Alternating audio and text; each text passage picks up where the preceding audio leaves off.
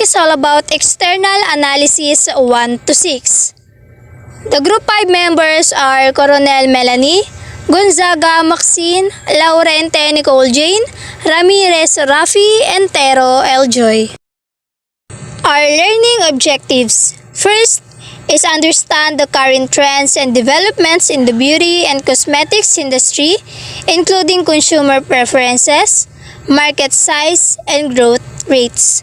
Second is analyze the key competitors of Ever Belena, their market positioning, strengths, and weaknesses. This includes local competitors and international brands that have a presence in the Philippines. Third is examine economic conditions in the Philippines that could influence Ever Belena's business, such as inflation rates, exchange rates, and overall economic growth. Fourth is explore the cultural and social factors influencing consumer behavior and preferences in the beauty and cosmetic sector. Hello, my name is Melanie A. Coronel, and in external analysis part of marketing plan, it should be shows the discussion of what industry is their chosen brand to make a marketing plan. The industry refers to a specific market sector where companies produce similar goods or services and compete with one another. Analyzing the industry helps businesses understand the competitive landscape, market dynamics, and opportunities or threats. This analysis focuses on market size and growth, key players, trends, and barriers to entry, and the last one is regulations. An industry analysis helps businesses position themselves effectively and plan strategic moves based on external market forces.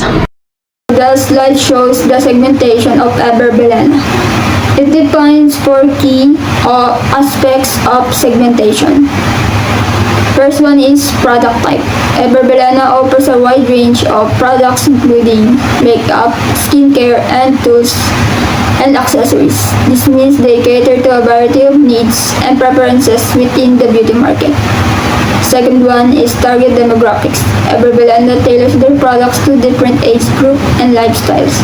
This indicates that they understand the diverse needs and preferences of their target audience. The third one is price range. Ever Belena offers both budget-friendly and premium options by offering a range of price points. They can reach a wider customer base from those looking for affordable options to those seeking higher quality products. Product lines. Ever Belena has various product lines including classic, trend, and collaborations. This allows them to stay relevant and appeal to different customer segments. For example, they might have a classic line with a staple products, a trend line with a new innovative products, and a collaboration line featuring products developed in partnership with other brands. From those looking for affordable options to those seeking higher quality products. Product lines. Ever Belena has various product lines including classic, trend, and collaborations. This allows them to stay relevant and appeal to different customer segments. For example, they might have a classic line with a staple products, a trend line with a new innovative products, and a collaboration line featuring products developed in partnership with other brands or influencers. Good day everyone. Good day Sir Umlas. I am Nicole Jane Laurente and I will report the size and growth of Ever Belena. So, Ever Belena is a significant player in the market. They likely follow the growth trend. Their success can be attributed to its expansion into new product lines and enhance their distribution channels and their effective marketing strategies. Industry experts and financial analysts frequently highlight The brand's capacity to respond to market demands and utilize local insights as essential element of their growth and success. Everyone, I'm Rafi Ramirez, and under the Good day everyone, I'm Rafi Ramirez, and under the external analysis in making marketing plan, seasonality should be shown in this section. Seasonality refers to how sales fluctuate at different times of the year due to predictable events or conditions such as peak sales periods, lean periods, and economic downturns.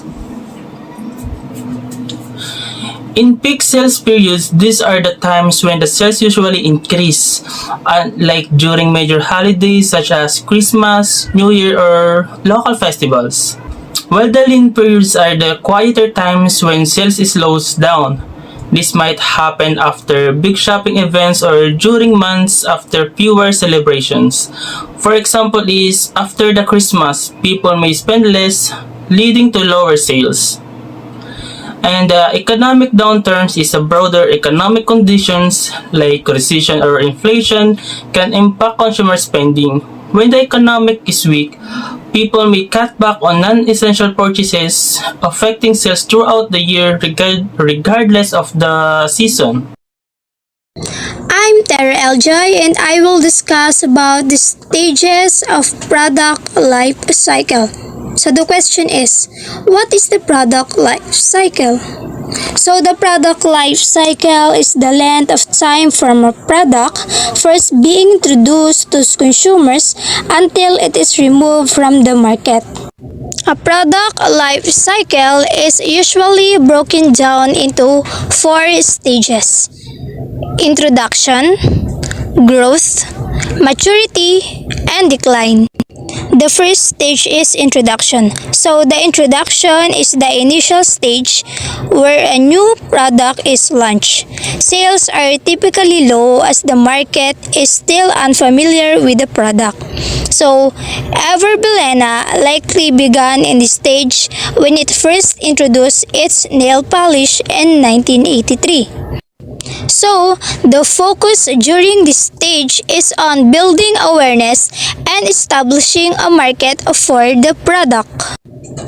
The second stage is growth. So, what is growth? Growth as the product gains popularity and acceptance, sales begin to increase rapidly. This is often accompanied by increased competition as other companies enter the market. Everbelena likely experienced significant growth when it This is often accompanied by increased competition as other companies enter the market. Everbelena likely experienced significant growth when it expanded its product line beyond nail polish to include a wider range of color cosmetics. So, the focus during this stage is on expanding market share and building brand recognition. While Everbelena is currently strong, it may eventually face decline as new trends emerge or competitors innovative. So, the focus during this stage is on adapting to changing market conditions and finding ways to extend the product life cycle. The characteristics of the particular stage where the industry belongs. The characteristics of the particular stage where the industry belongs and then related to the industry being described for justification. So, the Philippine cosmetics industry, wherever Belena operates, is likely in the maturity stage of the industry life cycle. This means the market is saturated with established brands, competition is intense, and companies focus on differentiating their products and managing cost. Everbelena, a popular local brand, has thrived in this competitive landscape by offering quality products at affordable prices, catering to the Filipino women who want good makeup without breaking the bank. They've also managed their costs effectively, making their products accessible to a wide audience. This smart strategy has helped them become a beloved brand in the Philippines. So, Everbelena's success is also rooted in their ability to manage their costs effectively. They've found ways to keep their prices low without sacrificing quality, making them a popular choice for many people. Now let's talk about political, legal, economic, sociocultural, and technological factors. Political legal refers to the laws, regulations, and the government actions that can affect your industry. For example, changes in trade policies, labor laws, or taxes could influence your business. Economic refers to inflation and unemployment rates, consumer spending, or overall economic health. For instance, a recession might lower demand for your products. The third one is sociocultural. This focuses on social trends, values, and consumers' behaviors. Changes in demographics, cultural preferences, or lifestyle choices can create opportunities or threats for your business. And the fourth one is the technological. This includes advancement in technology that could affect your business, operations, products, or how you reach customers. New technology can provide opportunities for innovation but may also require adaptation. After defining the environmental factors, we need to research about the issues, concerns, problems, threats, or opportunities under each environmental factors, and that will be discussed by Ms. Lorente. Then, after you research about those things, we need to determine the impact of each issues, concerns, problems, threats, or opportunities to the industry as well as the brand that you have chosen to make a marketing plan. Good day, sir. I am Nicole J. Laurente, and I will present to you the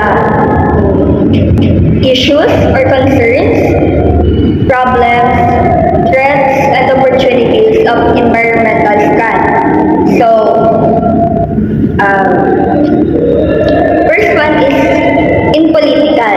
So, in political, their issues or concerns is changes in regulations, policies sa kalakalan, and stability of politics or yung pagiging matatag ng isang politika. And last is yung paggamit ng tamang pondo. Then, yung mga problems naman na kinakaharap nila, yung hindi sigurado yung dulot ng pagbabago sa polisiya and gastos ng mga sa pondo or yung tamang paggastos sa pondo. So, next is sa pagsunod sa regulations and yung political unrest or yung walang pahinga sa politika. Kumbaga parang laging magulo yung politics, hindi sila nagkakaroon ng pagkakasundo. Then, sa threats naman ng political, yun yung mas mahigpit na regulations and tension sa politika. Next is opportunities. So, incentives from government, favorable na kasunduan pagdating sa kalakalan, and yung support from the government. Next is legal. So, sa legal, ang una is issues. Sa issues or concerns, dito yung sinata dito yung pagsunod sa mga batas and karapatan when it comes to intellectual property. So, the problems are legal dispute, magastos na pagsunod sa regulations since, di ba, may mga halimbawa sa daan. Kapag tayo nakaka-violate tayo pag nagmumotor, di ba, ang taas or ang laki ng bayad natin sa ticket. So, yun. Number 3, threats. Ito yung new regulations that might affect operation. Illegal liabilities. Pagnanakaw na intellectual property. Then, opportunities is legal frameworks for innovation. Then, protection sa intellectual property. Next is economic.